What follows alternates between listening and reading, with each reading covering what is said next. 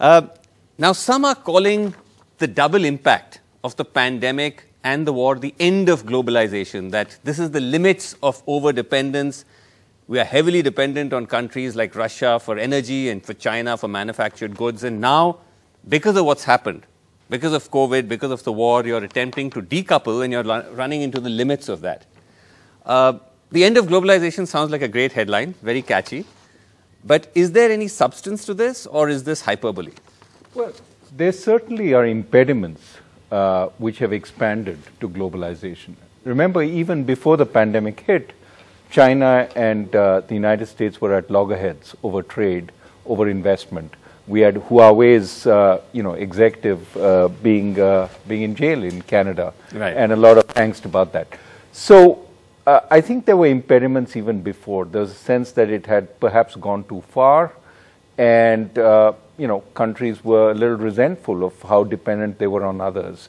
The Chinese even had a theory of dual circulation, which right, was an attempt to decouple in some ways to, on the one hand, reduce their dependence on the global economy, increase their domestic economy as a share, but also increase the dependence of the global economy on their economy by inviting more firms in and, in a sense, making them, so to speak, hostages to further conflict.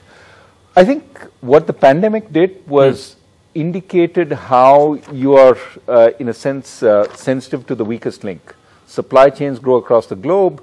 If there's disruption in any part of the supply chain, it disrupts the whole supply chain. Right. And because countries were shutting down at different times, the supply chain got disrupted for a long time because it never fully recovered. And of course, we have the transportation snafus with the spring back from the pandemic as demand suddenly went through the roof, right, and everybody was ordering, and because they didn't get the order on time, they ordered even more in order to make sure that... So that created its own backlash. That created its own backlash.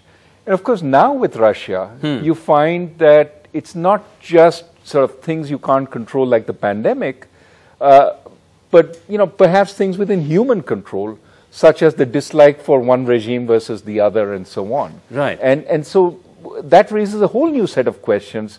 Can we only invest or trade with countries we like?